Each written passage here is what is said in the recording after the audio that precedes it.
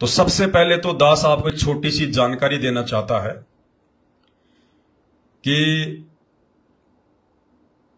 काल प्रेरित सतलोक आश्रम मैनेजमेंट हरियाणा ने अर्थात परम पूज्य सतगुरु रामपाल जी भगवान के काल प्रेरित कलयुगी परिवार ने, उनके बेटा बेटी भाई बंधु रिश्तेदारों ने, कोऑर्डिनेटरों ने अपने धार्मिक धंधे के लिए, अपने स्वार्थ के लिए काल की गोद में बैठकर संत रामपाल जी के मिशन को बर्बाद करने के लिए, उनके भक्तों को मर्यादाओं से दूर करने के लिए आज से 15 दिन पहले श्री राम जन्मभूमि अयोध्या में जो भंडारा शुरू किया था, ये कहकर कि ये भंडारा सतगुरु रामपाल जी के आशीर्वाद से, उनके आदेश से 1 महीने के लिए शुरू किया जा रहा है। और उस भंडारे का इन्होंने नाम दिया था सदाव्रत भंडारा, 1 महीने के लिए। लेकिन 13 मार्च 2024 को उत्तर प्रदेश की योगी सरकार ने उस भंडारे को बंद करवा दिया। यानी 2-3 दिन पहले सतलोक आश्रम मैनेजमेंट हरियाणा के द्वारा मनमुखी होकर भगत समाज की मर्यादा तोड़वाने के लिए आन उपासना में सहयोग करते हुए श्री राम जन्मभूमि अयोध्या में जो भंडारा शुरू किया था, वो भंडारा इनका बंद हो चुका है। सरकार ने एक्शन ले लिया। एक्शन क्यों लिया? बहुत बड़ी मेहर होती है परमात्मा की, क्योंकि काल तो परमात्मा के बच्चों के जो कर्म हैं वो बिगड़वाता है, और परमात्मा कोशिश करता है कि इनके कर्म ना बिगड़े। तो ये भंडारा शुरू करने से पहले ही परमात्मा ने मुझ पवन दास को निमित्त बनाकर श्री रामचंद्र जी के ऊपर 1 घंटे का एक वीडियो बनवाया था, जो तकरीबन 20 से 25 लाख लोगों ने उसको देखा। और उसमें पूरी हिस्ट्री, पूरी की पूरी जन्म कुंडली दशरथ पुत्र श्री रामचंद्र जी की, कि वो कहां तक के भगवान है, क्या उनमें योग्यता है, क्या उनमें गुण है, सारा का सारा उस वीडियो में परमात्मा ने खुलासा करवाया था। वो वीडियो सरकार के हाथ लग गया, या कोई भी ऐसा व्यक्ति जो अपने आप को राम भगत कहता है, उन तक वो वीडियो पहुंच गया, और उन व्यक्तियों के मार्फत सरकार ने वो भंडारा बंद करवा दिया।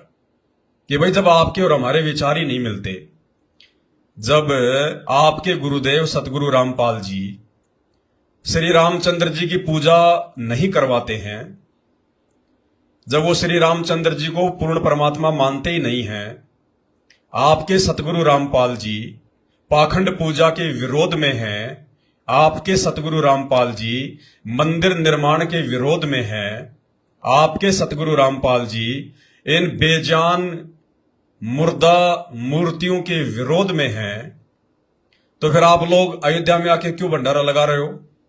आप लोगों को क्या लेना देना? फिर हम लोग चाहे पाखंड पूजा करें, चाहे मूर्ति को पूजें, चाहे जो मर्जी करें, फिर आप लोग अयोध्या में आके भंडारा क्यों लगा रहे हो, जब आपके और हमारे विचार ही नहीं मिलते? अब ये आप भी बहुत सारे भगत भाई बहनों के दिमाग में बात चल रही होगी कि आखिर इन्होंने अयोध्या में 1 महीने का भंडारा लगाने का सिस्टम क्यों शुरू किया। भाई और बहनों, चक्कर क्या है, अगर इनको आश्रम चलाने हैं तो इनको एक ट्रस्ट बनाना पड़ता है। बिना ट्रस्ट के आश्रम नहीं चल सकते, और यदि आप कोई ट्रस्ट बनाओगे तो आपने उस ट्रस्ट के नियम कायदों के अनुसार ही चलना पड़ेगा। और आप सबको पता है कि मर्यादा इन लोगों की शेष है नहीं। भक्ति और भगवान के विषय में ये सतलोक आश्रम मैनेजमेंट हरियाणा वाले कुछ जान नहीं पाए, पहचान नहीं पाए, सतगुरु रामपाल जी के ज्ञान को ये लोग समझ नहीं पाए। इन्होंने तो केवल अपने घर का गुरु मान लिया उनको, ये उनके ज्ञान को नहीं समझ पाए। तो संत रामपाल जी को कहां से समझ पाएंगे? उनके विचारों को ये गहनता से कहां से समझ पाएंगे? तो इन्होंने क्या किया कि बीजेपी सरकार को खुश करने के लिए, प्रसन्न करने के लिए इन्होंने अयोध्या में यह भंडारा शुरू किया था। क्योंकि हरियाणा में बीजेपी की सरकार है, उत्तर प्रदेश में बीजेपी की सरकार है, राजस्थान में बीजेपी की सरकार है, यानी जहां जहां इनके आश्रम हैं वहां वहां पर बीजेपी की सरकार है। अब अगर ये लोग बीजेपी की चापलूसी ना करें, बीजेपी की चाटुकारिता ना करें, ये लोग अगर ये ना दर्शाएं कि हम बीजेपी के साथ में हैं, तो इनके आश्रम नहीं चल सकते। इसलिए इन लोगों ने अयोध्या में बीजेपी सरकार को खुश करने के लिए, उनको दिखाने के लिए कि भाई देखो हम भारतीय जनता पार्टी के साथ में हैं और हम लोगों ने श्री रामचंद्र जी के लिए आप जो मंदिर बना रहे हो, जो पाखंड पूजा को आप जी बढ़ावा दे रहे हो, शर्म की बात है। देश का प्रधानमंत्री यदि खुद पाखंड में सहयोग करने लग जाए, पाखंड को बढ़ावा देने लग जाए, आम जनता का क्या होगा। और ऊपर से संत रामपाल जी के वो भगत जिनको आधार बनाकर संत रामपाल जी ने अपने इस तत्व ज्ञान को, अपने मिशन को आगे बढ़ाने की सोची, वो निकम्मे भगत अगर उस पाखंड में सहयोग देने लग जाए तो भाई क्या होगा। तो इन्होंने अपने इंटरेस्टों को चलाने के लिए, इन आश्रमों को चलाने के लिए, बीजेपी सरकार को खुश करने के लिए इन्होंने ये ड्रामा रचा था। बाकी भक्ति से तो कोई लेना देना है ही नहीं। भाई जब हमारे गुरुजी ने श्री रामचंद्र जी की, श्री कृष्ण जी की, ब्रह्मा विष्णु महेश की एडी से लेकर चोटे तक पूरी हिस्ट्री दुनिया के सामने रख दी कि ये तो दो कोटि के जीव हैं, ये तो आप और हमारी तरह जीव हैं, आत्माएं हैं, ये परमात्मा नहीं है। ये खुद 84 लाख योनियों में जाते हैं, गधे कुत्ते सूअर बनते हैं, नरक भोगते हैं। ना जाने इनके जैसे कितने राम और कितने श्री कृष्ण धरती पे आके वापस चले गए। पूरी हिस्ट्री सतगुरु रामपाल जी भगवान ने शास्त्रों से निकाल कर रख दी। और इनकी पूजा करने वाला जो है वो नरक में जाता है, 84 लाख योनियों में जाता है। श्री राम और श्री कृष्ण खुद अपना जन्म और मरण का रोग समाप्त नहीं कर पाए।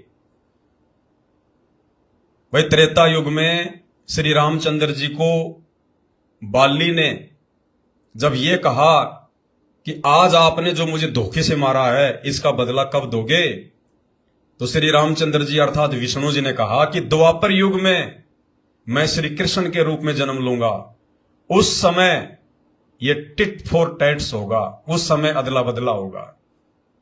तो रामचंद्र जी जो त्रेता में जन्म लेके आए थे राजा दशरथ के घर में, अगर उनकी मुक्ति हो जाती, अगर उनके त्रेता युग में ही उनका मोक्ष हो जाता, उनकी मुक्ति हो जाती, तो द्वापर में क्यों धक्के खाने आता भाई, क्यों श्री कृष्ण रूप में आता वो।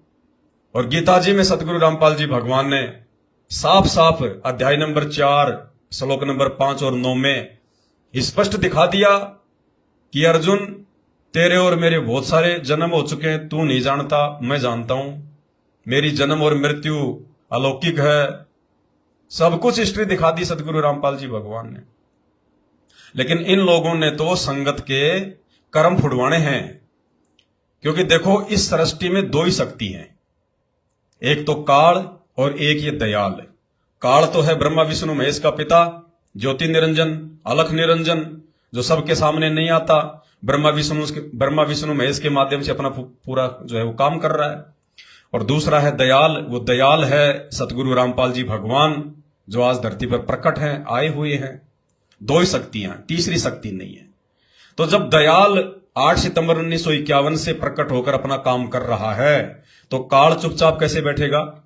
अब काल की एक मजबूरी है कि काल सबके सामने नहीं आता, वो गुप्त है, उसने सौगंध खा रखी है कि वो शरीर रूप में किसी के सामने प्रकट नहीं होगा अपने वास्तविक रूप में। इसलिए वो अपने एजेंटों के माध्यम से अपना सारा काम करता है। और एजेंट वर्तमान में उस काल में संत रामपाल जी के कलयुगी परिवार को, सतलोक आश्रम मैनेजमेंट हरियाणा को, इन कोऑर्डिनेटरों को बना रखा है। तो भाई और बहनों, बहुत सावधानी से हमने भक्ति मार्ग पर आगे बढ़ना है। तो इन्होंने तो अपना धंधा करना है और हमने भाई भक्ति करनी है, परमात्मा को प्रसन्न करना है। इसलिए हमने वही काम करने हैं जो काम पिछले 28-30 वर्षों से सतगुरु रामपाल जी भगवान कर रहे हैं। और उनके आदेश अनुसार, उनके सत्संग रूपी आदेश अनुसार अब आप और हम भगत भाई बहन कर रहे हैं। यानी सच्चाई का प्रचार, झूठ और पाखंड के ऊपर चोट, ये केवल सतगुरु के हंस ही मार सकते हैं, अन्य किसी के बस की बात नहीं है। बाकी तो उस काल की पाखंड पूजा में सहयोगी बन सकते हैं, अपने और संगत के कर्म फोड़ सकते हैं। तो इन्होंने गुरुजी का नाम लेकर, क्योंकि देखो जो भी काम ये लोग करते हैं गुरुजी का नाम लेके करते हैं। क्यों? क्योंकि काल ने यही तो कहा था कि जाओ जोग जीत संसारा, जीव न माने कहा तुम्हारा, तुम्हारा नाम ले वाद बढ़ाऊं, या विद जीवूं को भटकाऊं। कि तेरा नाम ले लेके मैं इन भोली भाली भगत आत्माओं को भ्रमित करूंगा, तेरा नाम लेके। तो आज सतलोक आश्रम मैनेजमेंट हरियाणा जो भी संत रामपाल जी के ज्ञान के विरुद्ध होकर कर्म कुकर्म करता है, हर कर्म कुकर्म में बीच में नाम किसका डालेगा? संत रामपाल जी का। ये गुरु जी का आदेश है, गुरु जी का आदेश है। अब आप साथ संगति से जुड़े हुए भगत भाई बहन विचार करो। बाकी तो सबकी बुद्धि ऑफ है, दुनिया वालों को तो कोई लेना देना है ही नहीं हमारे पंथ से, उनको तो एबीसीडी का नहीं पता। बाकी संत रामपाल जी के जो भगत है उनमें 90% वो हैं जो बिल्कुल आंख नाक कान बंद करके बैठे हैं, वो भेड़ चाल में चलते हैं, वो गांधारी के खानदान से हैं कि हम तो जानबूझकर अपनी आंखों पे अज्ञानता की काली पट्टी बांध के रहेंगे, हमने तो अपना और अपने परिवार का सत्यानाश करवाना है, हम ये पट्टी उस समय खोलेंगे जब महाभारत का युद्ध समाप्त हो लेगा। तो मैनेजमेंट की भी ये बातें समझ में नहीं आएंगी, सिर्फ आप और हमारे ऊपर दया बख्शी है परमात्मा ने। तो अब हम इन्हीं के शब्दों के ऊपर विचार करेंगे। इन्होंने क्या कहा जब भंडारा शुरू किया कि सतगुरु रामपाल जी के आदेश से, सतगुरु रामपाल जी के आदेश से श्री राम जन्मभूमि अयोध्या में 1 महीने का अखंड भंडारा शुरू किया जा रहा है। अब आप विचार करो, हमारे गुरुदेव कोई सामान्य इंसान, कोई सामान्य व्यक्ति, कोई सामान्य संत नहीं है। गांव धनाना, जिला सोनीपत, हरियाणा का कोई जाट नहीं है। ये तो लीला करनी पड़ती है परमात्मा ने। जब भी परमेश्वर धरती पर आते हैं किसी न किसी जाति गोत्र या धर्म में तो आते ही हैं परमात्मा, लेकिन ये भी हम जानते हैं कि परमेश्वर की ना कोई जाति है, ना कोई गोत्र है, ना कोई धर्म है। मालिक का तो एक ही नारा है कि जीव हमारी जाति है और मानव धर्म हमारा, हिंदू मुस्लिम सिख ईसाई धर्म नहीं कोई न्यारा। तो परमात्मा की जाति कहां से हो जाएगी? तो इन्होंने परमात्मा को बीच में डाल के उनका आदेश बताकर, ताकि संगत हमारा विरोध ना करे, कोई हमारे से सवाल जवाब ना करे, तो काल ने एक षड्यंत्र के तहत, सूझबूझ के तहत संत रामपाल जी को बीच में डाल के कि भाई गुरु जी का आदेश है और अयोध्या में 1 महीने का भंडारा लगाना है। अब विचार करो, अगर ये आदेश 1 महीने तक भंडारे का, उस सारी सृष्टि के रचनहार परमपिता परमेश्वर अंतर्यामी भगवान जिनका वचन डिसमिस नहीं हो सकता, साध वचन पलटे नहीं चाहे पलट जाए ब्रह्मांड, वो परम संत अगर अपने मुख से कोई वचन निकाल दे, कोई आदेश दे दे, उसको टालने वाला, उसको डिलीट करने वाला, उसको एडिट करने वाला सृष्टि में कोई दूसरा माई का लाल नहीं है। तो यदि 1 महीने का अयोध्या में भंडारे का आदेश सतगुरु रामपाल जी भगवान का था, तो भाई मात्र 15 दिन में योगी सरकार ने इनके टेंट क्यों उखाड़ दिए? मात्र 15 दिन में इनके टेंट क्यों उखाड़ दिए? इसका मतलब यह सरकार तो भगवान से बड़ी हो गई। उत्तर प्रदेश की भाजपा सरकार तो फिर परमात्मा से बड़ी हो गई, जो परमात्मा के शब्द को मेट दिया, ठोकर मार दी। अगर भगवान का आदेश था 1 महीने का, तो कौन माई का लाल है जो उनके आदेश को मिटा देगा? भाई और बहनों, ये सारा खेल परमात्मा खेलते हैं। इन काल एजेंटों का ये काला चिट्ठा सामने लाने के लिए अब इनके पास जवाब नहीं है। अगर संत रामपाल जी का आदेश था तो भैया वो आदेश 15 दिन में क्यों जो है वो डिसमिस हो गया? और फिर जब इनसे कोई बात करता है कि भगत जी वो भंडारा क्यों बंद हो गया, सरकार ने क्यों बंद करवा दिया, तो क्या कहते हैं ये पता है? गुरुजी का आदेश, गुरुजी की मर्जी। भाई चालू भी गुरुजी ने करवाया और बंद भी गुरुजी ने करवा दिया। भाई गुरुजी ने बंद करवा दिया, इस बात को हम उस समय मानते जब तुम 12 तारीख को या 13 तारीख को अपना टेंट उखाड़ देते। ये टेंट तो सरकार ने उखड़वाया है। अगर गुरुजी का आदेश था कि भाई ठीक है 15 दिन हो गए बहुत है, अब तुम आ जाओ वहां से, अगर तुम हरियाणा उत्तर प्रदेश की बीजेपी की सरकार के द्वारा तुम्हारे टेंट उखड़वाने से पहले अगर तुम तंबू उखाड़ देते तो हम विचार करते कि भाई हो सकता है परमात्मा ने कहा होगा। तुम्हारी तो मजबूरी हो गई टेंट उखाड़ना, तुम्हारी तो मजबूरी हो गई सरकार के दबाव में। तो भाई और बहनों, पूरा सिस्टम काल प्रेरित है। बीच में ठोकना इन्होंने अपने गुरुजी को, अपने ऊपर नहीं लेंगे ये।